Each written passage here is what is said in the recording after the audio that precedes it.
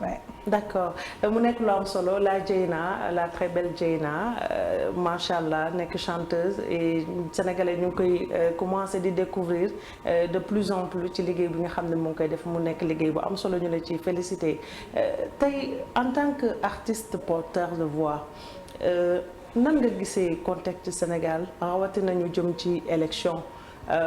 On dirait que dëkk bi dafa menacé wu dina yëngu du yëngu Sénégal dëkk paix la dëkk jàmm la nan nga gisee contexte Sénégal tey. Bon man ni ma ko gisee mooy que ne bu ma sañoon dañuy def ndànk. parce que xam nga côté politique moom. man du muy bëgg sax di wax côté yooyu xam nga parce que du ma politicienne. mais su ma si doon sànni benn kàddu mooy je dirais que dañuy def ndànk parce que kii politique pour yéeg. li mu lay promettre ak bu yéegee li muy def ñaari affaire yu bokkul la. D'accord. Tu vois je vais pas citer de nom. juste que ne nañ mi féew bu baax. tu vois te vraiment xam ne jàmm daal ci la lépp xaj. parce que man dund naa guerre. donc xam naa li ci nekk. D'accord. bu ma déggee sax ne ay manifestation ay marche affaire yooyu damay sax tiit. benn traumatisme la may def parce que damay xam ne nii di yuuxu di aalu et tout ça là dañ ko dundul moo tax buñ ko dundoon billaahi duñu sax dem marche bay def leneen bon comme mënul ñàkk. na am fu mu yem rek xam nga juste que ay éviter voilà éviter ay tàngal dëkk bi xam nga jaxase bopp xale yi et tout ça là parce que vraiment Sénégal am na jàmm de. dëkk yi doon am guerre ba léegi ñu ngi guerre. ñu ngi guerre surtout parce que stabilité dëkk bu xasee ba yëngatu. voilà donc dañuy xam yëngatu bi rek mais duñu xam kañ lay jeex. ak fan lay yem c'est ça non du mus a jeex parce que say ennemis doo leen xam. donc ci moment yooyu rek la ñuy profité. xam nga dugg influencer nii nii jaxase nii nii.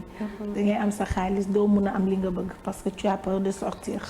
tu vois da ngay dëkk ak ay nit sa koñ ñu teg la bët et tout ça là. il faut mu tàng ñu profité ñëw sàcc la violé la tout te kenn ñaanu ko. donc pour ça na ñëpp dox pour jàmm am.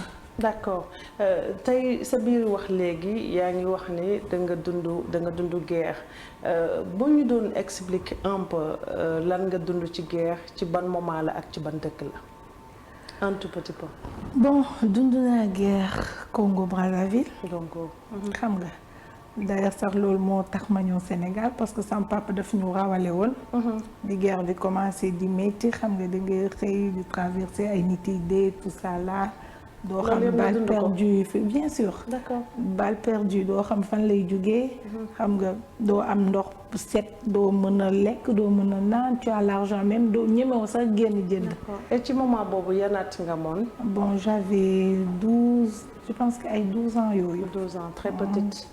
très petite donc tey à l'âge très petite nga dund guerre gis ay mbir yu atroce est-ce que psychologiquement am na lu mu denc ci yow wala tey loolu moo waral tey la Dieyna doon ambassadrice de paix ndax dafa dund li nga xam ne moo di guerre au Congo. bon bàyyi na lu bari ci man parce que gis nga man même ay pétales yi su ma koy dégg 31 décembre bu nit ñi di jubilé man ñemewu ma parce que dafay mel ni may dégg ay bombe wala ay kii tu comprends. bàyyi na lu bari ci man parce que ça m'a séparé de mes parents. déjà mu séparé maag samay frères et sœurs ba nga xam ne il a fallu du temps pour ñu mën a former waat famille bi mun a nekk benn. bàyyi na loo xam ne ci samay petites sœurs tey mën naa wax que ne bokk na ci li leen di traumatiser. guerre daal baaxul.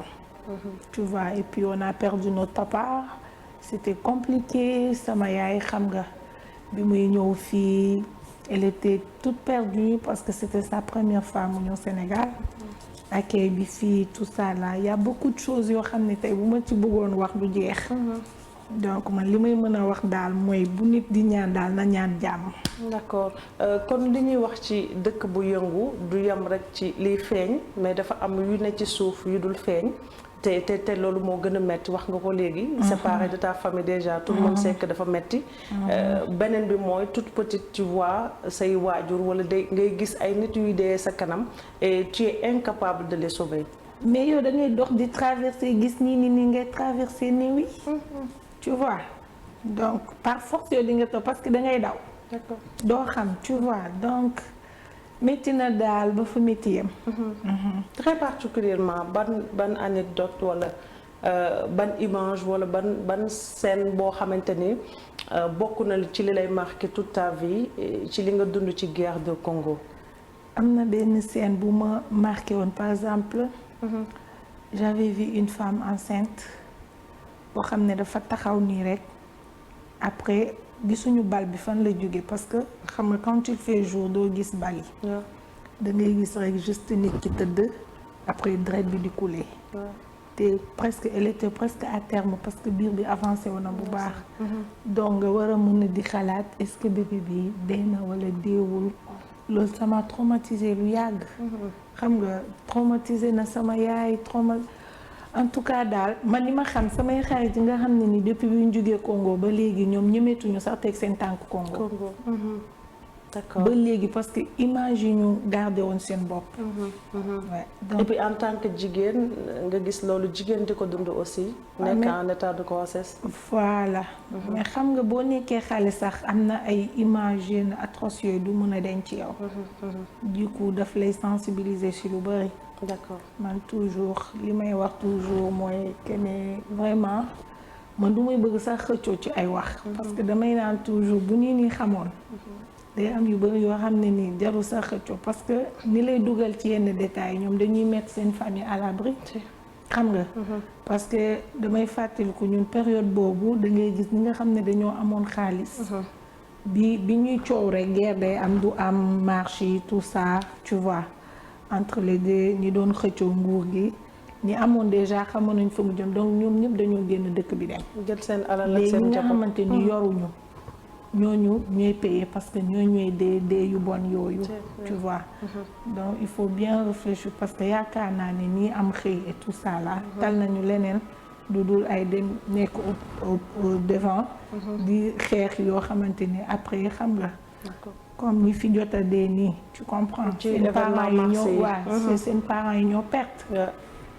te loolu du alal moo la koy rembourser ni rien. ça n'a pas de prix. donc kon yow tey bokk nga ci artistes yi nga xam ne bu ñuy wax ambassadrice de paix da nga ko mérité parce que dund nga guerre tu es mieux placé pour wax ak sénégalais yi lay seetaan sunu homme politique yi que ñu def ndànk pour préserver la paix au Sénégal. nañ def ndànk préserver la paix paix boobu nga xam ne dëkk yu bëri dañ ñoo ñee côté boobu. dëkk yu bëri tey ji man je suis tellement fière de dire que je vis au Sénégal parce que da ngay gis koo xam ne dañ ne ah là-bas ça va y a la paix xam nga. donc dañuy ñaan que ne sëriñ yi mag yi fii yàlla def et tout ça. peut-être que c'est à cause de ça mais mentalité tamit ci la. donc bonne valeur yooyu ñu gardé woon depuis le boobu nañ ko tee rek bu ñu dara jaxase ba vraiment. ñuy viser li neen di tee dara par force kenn éternel loo muñ rek après day jàll. surtout actuellement à quelques jours de vendredi déjà gis nga l'opposition menace de faire des manifestations pour vendredi quel que soit alpha que ñu autoriser leen que ñu ñàkk leen autoriser lan ngay dénk je dis pas les hommes politiques mais tey tout citoyen sénégalais yi nga xam ne ñu ngi lay seetaan te tey seen njaboot yi wala seen waajur yi ci ñoom la ñu yaakaar au moins pour ñu jël la relève. man daal pour man nañ def ndànk te ku nekk parents yi surtout laay waxal. parce que doom moom bu mu nangu mu ilif la. donc nañ naxante ak seen doom yi yedd leen et puis xamal leen que ne vraiment bu perte di am ñoom ñooy gën a souffrir tu vois et que duñ la mën a jox liy indiwaat sa doom. defe naa ne éducation yi ci biir kër yi mooy base bi. nañ jéem a yedd seen doom yi ñu demee ndànk kenn mënul tere ay marche ay tout ça là mais dafay am ñu koy doxalee ba kenn du ci gaañu ba du indi yenn yi xam nga et puis àdduna naxante la naxante la te vraiment sooy ut da ngay naxante doo def force. D'accord.